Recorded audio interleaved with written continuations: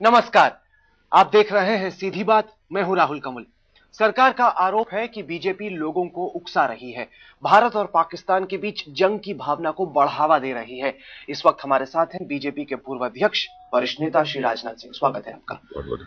नेता विपक्ष सुषमा स्वराज कहती हैं कि एक सर पाकिस्तान ने काटा, हम 10 सर काटेंगे। क्या आपको लगता है कि देश की सबसे बड़ी विपक्ष की पार्टी को इस तरह के बयान देने चाहिए? देखिए, सुषमा जी ने जो कुछ भी कहा है वह देश की जनता में एक गुस्सा है पाकिस्तान को लेकर, और जिस तरीके से पाकिस्तान की सेना ने हरकत की हमारे 2 जवानों के साथ, और एक का सिर धड़ से अलग करके वह सिर अपने साथ ले गए।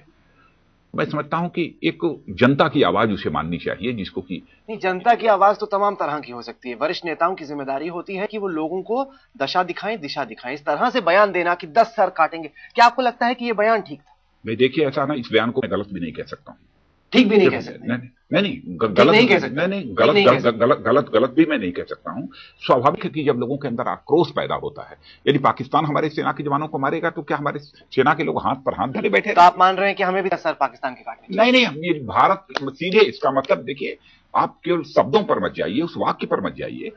उनके कहने का वाक्य अहमियत रखते हैं। नहीं, सुषमा जी के कहने का मतलब इतना ही था कि वो समय आ गया है कि पाकिस्तान इस प्रकार की यदि हरकतें कर रहा है तो उसे मुंहतोड़ जवाब दिया जाना चाहिए। आप भी सहमत हैं कि मुंहतोड़ जवाब देना चाहिए? बिल्कुल। मैं आपको नहीं लगता कि 2 परमाणु देशों के बीच में इस तरह की बातें करना जो जंग को बढ़ावा देती हैं कि मुंहतोड़ जवाब दो, बड़ा खतरनाक है? खतरनाक वो बातें जो बीजेपी इस वक्त कर रही है। लेकिन जिस प्रकार की हरकतें पाकिस्तान के द्वारा की जा रही हैं, क्या उसके भारत बर्दाश्त करे? क्या भारत सरकार की जिम्मेदारी नहीं बनती है कि प्रभावी तरीके से अपना विरोध कम से कम वो दर्ज कराए? जवाब 2 तरह से हो सकता है। एक तरफ है कूटनीतिक जवाब, दूसरी तरफ है सैनिक जवाब। बार बार बीजेपी सैनिक जवाब की तरफ देश को क्यों बढ़ा रही है? सरकार को क्यों इस तरीके से दबाव में डाल? देखिए, कूटनीतिक जवाब का जहां तक सवाल है, समय समय पर बराबर भारत ने कूटनीतिक जवाब दिया है, लेकिन बराबर पाकिस्तान ने अनसुनी की है।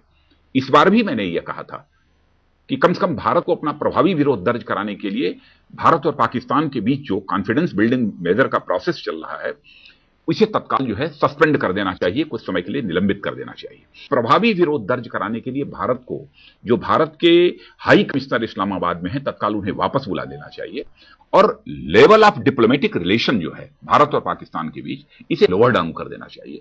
लेकिन सरकार ने हमारी इन तीनों सुझावों को जो है पूरी तरह से खारिज कर दिया। इसलिए अब आप कह रहे हैं कि मुंह तोड़ जवाब? नहीं, मुंह तोड़ जवाब, लेकिन प्रधानमंत्री ने जो बात कही है, फिलहाल 1 सप्ताह के बाद जो कुछ भी कहा है उन्होंने, मैं समझता हूं कि उससे अभी हम संतुष्ट हैं, लेकिन हम देखेंगे यह शब्दों तक ही सीमित न रह जाए।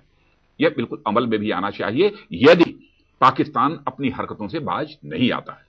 कम से कम की विदेश मंत्री ने पेशकश की कि भारत से बातचीत होनी चाहिए ताकि टेंशन थोड़ी कम हो, लेकिन लगातार बीजेपी दबाव में डाल रही है सरकार को कि मुंह तोड़ जवाब दो, मुंह तोड़ जवाब दो। नहीं, ललकारने का सवाल नहीं है। पाकिस्तान हमारा पड़ोसी देश है। भारत ने बराबर प्रयत्न किया है कि पड़ोसी देश के साथ हमारे रिश्ते बेहतर होने चाहिए, और आपने देखा कि भारत और पाकिस्तान के बीच बेहतर रिश्ते बनाने के लिए जब जब भी समझौते हुए हैं, उन समझौतों का उल्लंघन यदि किसी ने किया है तो बार बार पाकिस्तान ने किया है। और इस बार भी जो पेशकश पाकिस्तान के विदेश मंत्री के द्वारा की जा रही है कि बातचीत दोनों देशों के बीच होनी चाहिए, तो मैं तो भारत सरकार को यही सुझाव देना चाहूंगा कि बातचीत प्रारंभ करने के पहले सर्वदलीय एक बैठक बुलाई जानी चाहिए। उसमें इस बात का फैसला किया जाना चाहिए, क्योंकि जिस तरीके से हमारे दो सैनिकों की हत्या की है, सीज फायर का उल्लंघन किया है, उनका सिर ले गए हैं पाकिस्तान की सेना, कम से कम पाकिस्तान इस बात को तो तैयार हो कि हम पूरे मामले की जांच कराएंगे, जो भी इसके लिए उत्तरदायी हो दंडित किया जाएगा। कम से कम इतनी बात तो कहे। सरकार ये कहती है कि विपक्ष बहुत एक नकारात्मक रोल प्ले कर रहा है। जब सरकार में थे बीजेपी, मेरी बात सुनिए आप, जब सरकार में थी बीजेपी तब वाजपेयी जी ने मुशर्रफ को आगरा समिट के लिए बुलाया, करगिल के बाद लाहौर गए वो, तो ये सब बातें बीजेपी भूल जाती है, कहती 10 सर काटो, 10 सर काटो, जब वो विपक्ष में बैठे। देखिए, जहां तक अटल जी का प्रश्न था, एक भी हम लोगों ने उठा नहीं रखा था कि हमने प्रयत्न न किया हो कि पड़ोसी के साथ बराबर रिश्ते बेहतर होने चाहिए। तो कोशिश तो की, वही कोशिश सरकार भी कर रही है। कितनी बार करेंगे? कितनी बार आप धोखा खाएंगे? 1 बार, 2 बार, 3 बार, 4 बार, कितनी बार धोखा? क्या हर बार धोखा खाने के लिए ही आप अपनी तो क्या विकल्प है? विकल्प यही, परमाणु जंग हो जाए दोनों देशों में। परमाणु जंग की बात मैं नहीं कर रहा। आप कह रहे हैं बातचीत क्योंकि पाकिस्तान बार-बार धोखा कर रहा है, तो इनका विकल्प क्या है? परमाणु जंग की बात मैं नहीं करता हूं। वो सबसे दुर्भाग्यपूर्ण स्थिति होगी, इसे मैं भी मानता हूं, लेकिन हमारा यह कहना है कि यदि पाकिस्तान अपनी हरकतों से बाज नहीं आता है तो एक बार इस सरकार को सर्वदलीय बैठक बुलाकर एक अपनी नीति तय करनी चाहिए कि सरकार को आगे क्या कदम उठाना चाहिए। नहीं, आपके हिसाब से नीति क्या होनी चाहिए? देश के सवाल पर पूरा का पूरा भारत एकजुट इस सरकार के साथ। आपके हिसाब से पाकिस्तान को लेकर देश की राजनीति और नीति क्या होनी चाहिए? जैसे पाकिस्तान के विदेश मंत्री ने जो पहल की है कि बातचीत भारत और पाकिस्तान के बीच होनी चाहिए। बातचीत का दौर तो पहले भी चल रहा था, सीबीएम का दौर तो चल ही रहा था। तो आपके हिसाब से नहीं होनी चाहिए? नहीं, हमारा यह कहना है कि आगे क्या करना। पाकिस्तान को दो टूक शब्दों में यह कहना चाहिए कि जो नापाक हरकत जिस तरीके से की है, निर्ममतापूर्वक जिस तरीके से हमारे हेमराज और सुधाकर सिंह, इन दोनों नौजवानों की हत्या की है, उनका सिर अपने साथ ले गए हैं, कम से कम पाकिस्तान इसे स्वीकार करे। और अगर नहीं स्वीकार करता है तो मामले की जांच, और अगर नहीं स्वीकार करता है तो यही विचार करने के लिए मैंने कहा है कि सर्वदलीय बैठक बुलाई। गडकरी जी ने कहा कि संयुक्त राष्ट्र चले जाना चाहिए, लेकिन भारत और पाकिस्तान जो कुछ भी होता है आपस में सुलझाने की कोशिश करते हैं। अब इस तरह का बयान कि यूएन चले जाइए, अगर हर बार पाकिस्तान यूएन चले जाने लग गया तो बड़ा नुकसान हो जाएगा। यूएन ले जाने की बात उन्होंने नहीं कही थी। उनकी मंशा यह थी कि अंतर्राष्ट्रीय जमात को भी विश्वास में लेना चाहिए। नहीं, सीज फायर होनी चाहिए पाकिस्तान से कि नहीं इस वक्त? सीज फायर मैंने जिस प्रकार की हरकतें कर रहा है, इन परिस्थितियों में सीज फायर का कोई औचित्य नहीं है। लेकिन यदि पहल वहां के विदेश मंत्री ने की है तो इस संबंध में भारत सरकार को तुरंत सर्वदलीय बैठक बुलानी चाहिए और यह विचार करना चाहिए कि आगे इस भारत सरकार का क्योंकि सीज फायर तोड़ने की कीमत भारत को भी अदा करनी होगी, पाकिस्तान को तो नुकसान होगा ही। तो जब देखिए जंग यदि होती है तो जिन लोगों के बीच जंग होती है दोनों को उसका खामियाजा भुगतना पड़ता है। आपको नहीं लगता कि ये जो फैसले हुए कि लिबरल वीजा रेजिम आपसे पूछना चाहता हूं कि हमने पाकिस्तानी हॉकी खिलाड़ियों को वापस भेज दिया, आपको नहीं लगता कि इससे जो लोगों के बीच संबंध है उस पर नुकसान पहुंचता है? पाकिस्तानी सेना को तो कोई सबक नहीं मिलता, 65 साल के बुजुर्ग आ रहे थे, उनको आपने वापस भेज दिया, आने नहीं दिया, क्या फायदा हुआ? क्रिकेट के माध्यम से और बॉलीवुड के माध्यम से जो है भारत और पाकिस्तान के बीच रिश्ते बेहतर नहीं बनाए जा सकते हैं। ये कैसे लोग स्वीकार मानते हैं? खेल के माध्यम से ही दो देशों के बीच रिश्ते बेहतर हो सकते हैं। एक जरिया है, इकलौता जरिया नहीं, लेकिन एक जरिया है। और ये तो मैंने भारत और पाकिस्तान के बीच क्रिकेट मैच बहुत दिनों से हो रहा है, कई वर्षों से हो रहा है। तो आपके हिसाब से अब नहीं होना और बॉलीवुड नहीं, जिस प्रकार की हरकत पाकिस्तान कर रहा है तो मैं समझता हूं कि ये क्रिकेट और बॉलीवुड के माध्यम से जो हम एक अच्छे रिश्ते बनाने की कोशिश करते हैं, इसको आगे बढ़ाने का कोई औचित्य नहीं। तो रास्ता क्या है आपके? रास्ता यही है, पाकिस्तान को कहिए यदि पाकिस्तान यदि अपनी हरकतों से बाज नहीं आता है तो फिर आगे क्या करना, इस संबंध में सरकार को एक सर्वदलीय बैठक। नहीं, आप क्या कहेंगे सर्वदलीय बैठक में? ऐसा है ना, ऐसे सेंसिटिव इश्यूज पर इंडिविजुअल की राय इस रूप से नहीं ली जाती सार्वजनिक रूप से। यह देश का सवाल है, क्योंकि यह देश का सवाल है। इतने सारे राजनीतिक दल हैं, इतने सारे फोरम्स हैं, सबको विश्वास में लेकर ही भारत सरकार। विशेषज्ञ ये कहते हैं कि भारत को यह समझने की जरूरत है कि पाकिस्तान में इस वक्त खुद बहुत सारी समस्याएं हैं इसमें और सच्चाई को कोई ना कर। भारत को उन लोगों को बढ़ावा देना चाहिए जो कि रिश्तों को बेहतर करने की कोशिश कर रहे हैं, बजाय इसके कि उन लोगों को हम बढ़ावा दें जो कि जंग भारत और पाकिस्तान के बीच में छेड़ने की कोशिश। रक्षा विशेषज्ञ सबकी अलग अलग बातें होती हैं। कुछ लोगों का यह भी कहना है कि वो समय आ गया है कि मुंहतोड़ जवाब देना चाहिए। ऐसे रक्षा विशेषज्ञों की भी तो राय आपने सुनी होगी और यह भी कहने वाले लोग हैं। इसीलिए मैं कहता हूं कि एक ऐसा ये सेंसिटिव इशू है, इस पर जो है एक डिफरेंस ऑफ ओपिनियन बहुत अधिक रहेगी। इसलिए एक बार सर्वदलीय बैठक बुलाकर सरकार को आगे की अपनी नीति के बारे में फैसला कर। कई वरिष्ठ नेताओं ने कहा कि उन्हें अब अध्यक्ष पद छोड़ देना चाहिए, बावजूद उसके आपकी पार्टी ने तय कर लिया कि नितिन गडकरी दोबारा अध्यक्ष बनेंगे। आपको नहीं लगता कि इससे पार्टी की विश्वसनीयता पर असर पड़ता है? या किसी के द्वारा ऐसे ही बेबुनियाद और अनर्गल यदि आरोप किसी के ऊपर चस्पा कर दिए जाए तो क्या उसे अपनी जिम्मेदारी से मुक्त कर देना चाहिए? मैं कहता हूं कि जो आरोप लगे, क्यों नहीं इस आरोप को लेकर जो है किसी ने पहल की? क्यों नहीं कोई कोर्ट गया? क्यों नहीं किसी गवर्नमेंट तहकीकात चल रही है? क्यों गवर्नमेंट आयकर विभाग तहकीकात कर रहा है? कितने दिनों तक तहकीकात करेगा?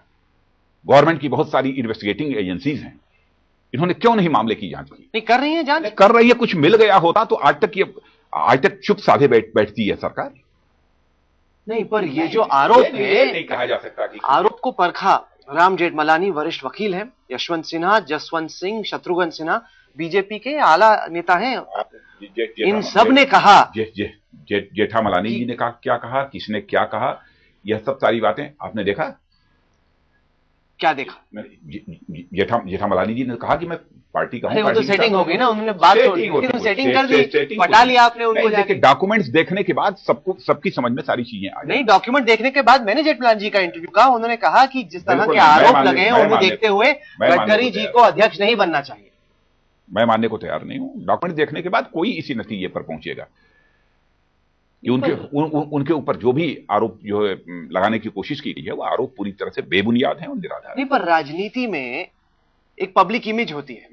ऐसे वक्त पर जब बीजेपी भ्रष्टाचार को इतना बड़ा मुद्दा बना रही थी, अब आपके अध्यक्ष पर इस तरह के आरोप लग जाते हैं। देखिए, प्रथम दृष्टया जब किसी के ऊपर आरोप यदि बनते हैं तभी हम लोग आरोप लगाते हैं, और जिस व्यक्ति पर हम लोगों ने आरोप लगाए होंगे अथवा इस सरकार के ऊपर आरोप लगाए होंगे तो आपने देखा होगा कि उसका परिणाम देश के सामने आया है और बहुत सारे लोगों को जेल की हवा। पर हमने हिमाचल में देखा, वहां के आपके ही कार्यकर्ताओं ने बोला गडकरी जी को प्लीज यहां पे ना आइए, नुकसान हो। नहीं, बिल्कुल नहीं कहा, किसी ने नहीं कहा। मैं जानता हूं कि एक योजना के तहत, एक स्ट्रेटजी के तहत हमारे विरोधी राजनीतिक दलों के द्वारा यह सब सारी चीजें प्रचारित की जा रही थी, ऐसा कुछ नहीं हुआ। नहीं, पर जब आरोप लगे, फर्ज कीजिए पहले आडवाणी जी लगे, उन्होंने कहा कि जब तक मेरे पे आरोप जो है वो हट नहीं जाते तब तक मैं राजनीति में नहीं रहूंगा, तब तक मैं कोई पद नहीं दोनों के बीच आडवाणी जी के साथ क्या हुआ था, माने उनके खिलाफ चार्जशीट सबमिट हो गई थी कोर्ट में, इन्वेस्टिगेटिंग एजेंसी ने जांच की थी, लेकिन प्रथम दृष्टया उन्होंने कहा कि आरोप बन गया है, इसलिए एडवाणी। पर राजनाथ जी मुझे ये बताइए कि बीजेपी, लेकिन जहां तक नितिन गडकरी का सवाल है, किसी इन्वेस्टिगेटिंग एजेंसी ने या तो जांच कर रही होगी अथवा क्या कर रही है यह मुझे जानकारी नहीं है, लेकिन कोई भी प्रथम दृष्टया आरोप नितिन गडकरी के ऊपर नहीं बना। राजनाथ जी ये बताइए कि बीजेपी की ऐसी क्या मजबूरी है कि अध्यक्ष पर आरोप लगते हैं? तमाम इतने नेता हैं, आप हैं, सुषमा जी हैं, मुरली मनोहर जी हैं, जेटली जी हैं, मोदी जी हैं, किसी को भी चुना जा सकता है, लेकिन आरएसएस का ऐसा दबाव है कि नहीं भैया वो नागपुर से आए, गडकरी जी ही बनेंगे दोबारा अध्यक्ष, वही चलाएंगे पार्टी। क्या यदि बेबुनियाद आरोप लगाने का यदि कोई षड्यंत्र रचे, ऐसे षड्यंत्र रचने वालों के सामने पूरी की पूरी इतनी बड़ी पार्टी को घुटना टेक देना चाहिए? क्या करना चाहिए? नहीं, पर टैलेंट की कमी तो है नहीं बीजेपी में। टैलेंट की कमी का सवाल नहीं, मैं ये कह रहा हूं क्यों चले गए? क्या आप चाहते हैं कि भारतीय जनता पार्टी षड्यंत्र रचने वालों के सामने घुटना टेक दे? क्या राहुल जी आप यही चाहते हैं?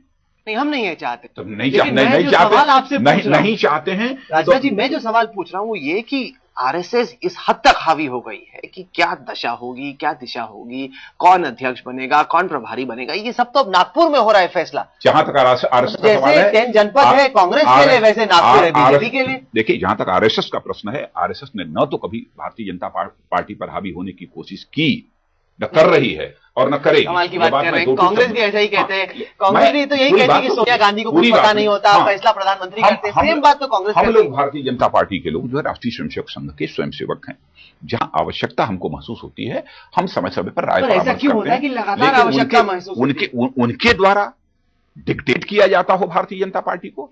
ऐसा न कभी हुआ है, न हो रहा है और न होगा। आपको नहीं लगता कि गडकरी जी को अध्यक्ष दोबारा बनाने से नुकसान है कहीं ना कहीं बीजेपी को? मैं ऐसा नहीं मानता। अच्छा, ये बताइए कि अब बहुत कस के खबर चल रही है कि अगले महीने नरेंद्र मोदी को इलेक्शन कमेटी का चेयरमैन बना दिया जाएगा। आपको लगता है कि ये ठीक फैसला होगा? देखिए, इसमें कहीं दो मत नहीं है। जहां तक नरेंद्र मोदी का प्रश्न है, नरेंद्र मोदी पार्टी के ही नहीं बल्कि इस देश के एक लोकप्रिय नेता, सर्वाधिक लोकप्रिय नेता। आप भी ये मानते हैं? नहीं, क्यों नहीं? लोकप्रिय नेता क्यों नहीं मानेंगे? लोकप्रिय, इस सच्चाई को कौन न करेगा? तो भारतीय जनता पार्टी जैसे उनका उपयोग करना चाहेगी करेगी, लेकिन इसके बारे में मैं फैसला नहीं कर सकता कि उनका उपयोग कैसे होगा। इसके बारे में तो आपके हिसाब से इलेक्शन कमेटी का चेयरमैन बनाना नरेंद्र मोदी को सही फैसला होगा? क्योंकि नीतीश कुमार को एकदम समसूंग जाएगा, वो तो हट जाएंगे एकदम। देखिए, इस संबंध में जो कुछ भी मुझे सुझाव देना होगा वो तो सेंट्रल पार्लियामेंट्री बोर्ड के फोरम पर ही मैं दूंगा ना, मैं पब्लिकली तो दूंगा नहीं। लेकिन लोकप्रियता के मामले में क्या सच्चाई है इसको मैं स्वीकार कर नहीं, आप स्वीकार तो कर रहे हैं, लेकिन हकीकत ये भी है कि जहां पे उनके कोई एसिड्स हैं, कुछ लिमिटेशंस भी हैं। जैसे ही आप उनको दिखाते हैं कि वो चेहरा होगा बीजेपी का 2014 में, जितने भी मुसलमान हैं वो आपसे कट जाएंगे। कई सारे जो आपके सहयोगी दल हैं जिनको माइनॉरिटी वोटर चाहिए होता है वो आपसे हट जाएंगे। तो हो सकता है कि कुल मिला के नुकसान ज्यादा हो, फायदा कम। आप ऐसा क्यों मानते हैं? मैं हकीकत बयां कर रहा हूं। हकीकत ही नहीं है। क्या गुजरात में मुसलमानों ने भारतीय जनता पार्टी को वोट नहीं दिया? बहुत कम दिया। जितने भी ओपिनियन पोल हैं वो दिखाते हैं कि अभी भी शक की निगाह से देखते हैं वो मोदी। क्या यह सच नहीं है? लोकल बॉडीज के जो इलेक्शन हुए थे गुजरात में, उसमें बहुत सारे मुस्लिम भारतीय जनता पार्टी के प्रत्याशी थे। क्या उनको मुस्लिम जब चुनाव हुए तो आपने एक वोट नहीं दी, एक सीट नहीं दी? 182 सीटों में एक सीट नहीं दी आपने। बराबर सीट देने का जहां तक प्रश्न है, यह देखा जाता है कि पार्टी में किस स्तर पर किसने कितना काम किया है, वो जीतने की स्थिति में है कि नहीं है, इन सब सारी चीजों का आकलन करने के बाद दिया जाता है। वही लोकल बॉडीज के इलेक्शंस में ऐसा लगा कि हमारे कुछ मुस्लिम कैंडिडेट भी चुनाव जीत सकते हैं, फला व्यक्ति को यदि खड़ा किया जाए उनको प्रत्याशी। दो विचारधारा थी बीजेपी में पिछले कई महीनों में। एक थी कि एक कलेक्टिव लीडरशिप होनी चाहिए, सामूहिक लोगों को मिलकर लड़ाई लड़नी चाहिए 2014 में, वो बेहतर होगा। एक दूसरी सोच थी कि मोदी को आगे करो, जैसे आपने कहा वो देश के सबसे अधिक लोकप्रिय नेता हैं। अब ऐसा लग रहा है कि गुजरात चुनावों के बाद ये जो थ्योरी थी कि मोदी को आगे करो वो जीत गई।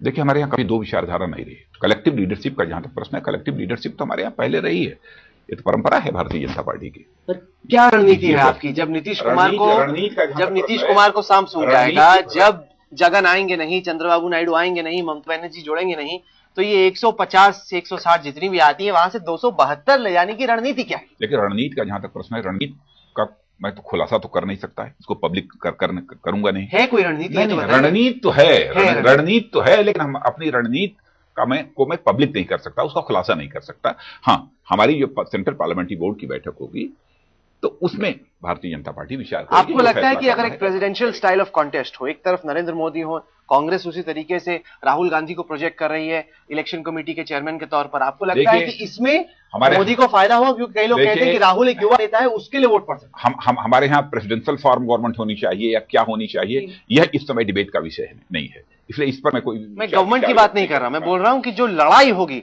वो एक हद तक प्रेसिडेंशियल होगी। लड़ाई होगी, कैसे होगी, क्या होगी, कैसे लड़ेंगे हम, यह हम सेंट्रल पार्लियामेंट्री बोर्ड की बैठक में ही बैठकर फैसला करेंगे और उसकी जानकारी राहुल जी को आपको देंगे। चलिए, कुछ बातें आपने कही, कुछ बातें आपने अनकही छोड़ दी, लेकिन जनता उसमें से खुद अपना मतलब निकाल लेगी। राजनाथ जी, आपने सीधी बात कार्यक्रम के लिए वक्त निकाला, इसके लिए बहुत बहुत शुक्रिया, बहुत बहुत शुक्रिया। तो ये थी राजनाथ सिंह से आज की सीधी बात। ये कार्यक्रम आपको कैसा लगा? आप अपनी राय हमें ईमेल के जरिए भेज सकते हैं। हमारा ईमेल का पता है sb@aajtak.com।